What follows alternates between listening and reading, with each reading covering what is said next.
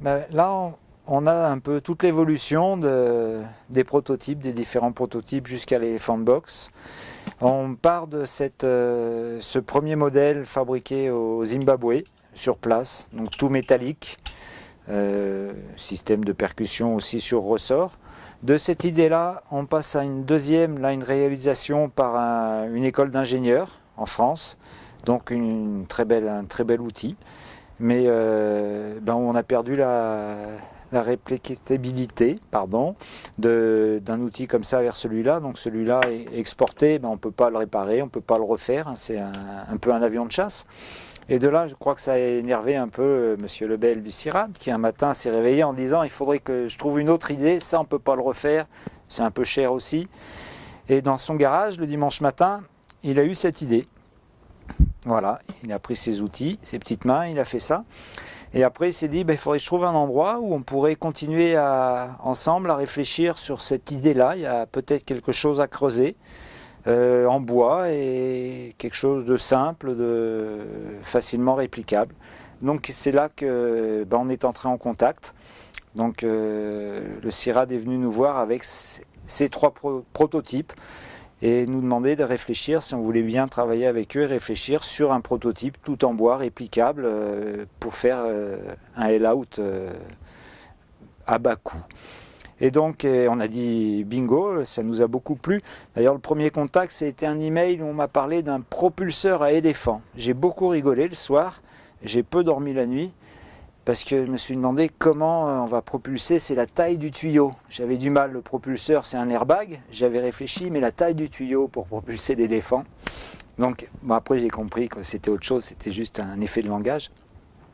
Et donc après réflexion, on a fait un premier prototype en mousse en se disant, voilà, on pourrait avoir un peu les premières parties qui correspondraient à ça, dans lesquelles on aurait notre balle de ping-pong, la zone percuteur. Et maintenant, on en est arrivé à l'Elephant Box. Tout en bois, en iroko, monté. Il y a 4 pièces de bois, 1 mètre de tige filetée, un ressort d'étrier de voiture. Et voilà, le tour est joué.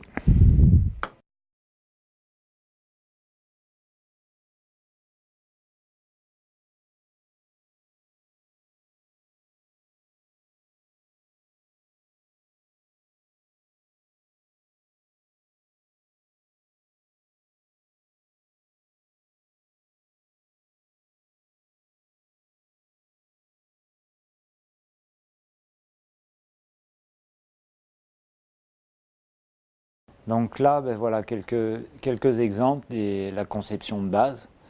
Donc les blocs de base, les 3 blocs de base qu'on verra plus tard, la partie chargeur. Et donc là, le principe de fonctionnement, un canon, une zone de percussion, une zone chargeur. Donc les éléments après usinage, partie basse, canon, percuteur. Voilà, les parties hautes qui viennent refermer pour finir l'ensemble, et la partie chargeur à proprement dit, dans lequel on met la charge qui vient s'incruster. Des plans de perçage pour l'assemblage de tout. Voilà, on a les premiers perçages qui sont là, toutes les zones de perçage. Donc c'est des plans de déroulé de fabrication, l'ensemble de la pièce percée. Là on voit la zone avec le percuteur, donc le ressort, la tige de percussion, la balle de ping-pong qui est en place dans son canon. Là, toute la boulonnerie, donc on voit bien là, comment on va assembler, comment ça va se refermer. Les joints d'étanchéité, les cartons de joints d'étanchéité. Le percuteur, juste seul, donc tige ressort, toute la boulonnerie, les papillons, et voilà. Donc les éléments nécessaires à créer un Elephant Box, un Hell-Out Elephant Box, tout en bois.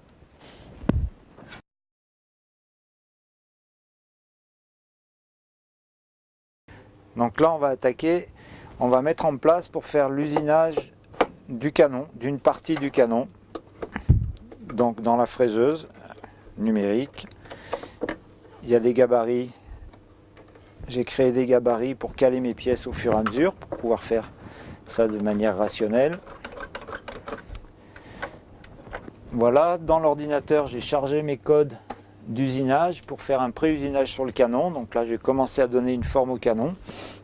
Donc je lance la fraiseuse et je lance mes passes d'usinage.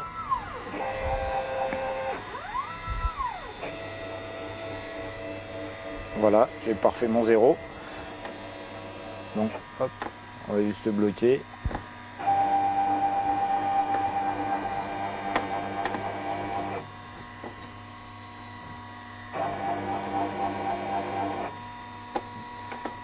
Voilà, ben on va refaire ça après.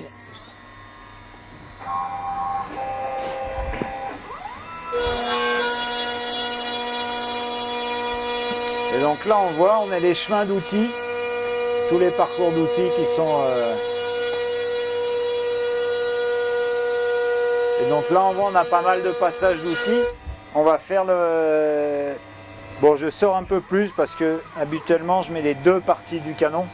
Je fais toujours les canons en deux moitiés pour si il y a une erreur de centrage. Si le canon n'est pas axé complètement sur l'éléphant box, c'est pas gênant, mais les deux parties, les deux demi-coques doivent être totalement axées.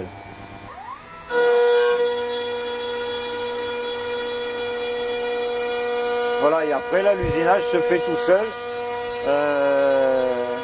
Là, il y a 20 minutes. Donc ça laisse le temps de faire autre chose, mais il y a le bruit.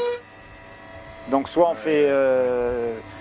voilà, mais l'usinage se fait tout seul sur cette passe-là.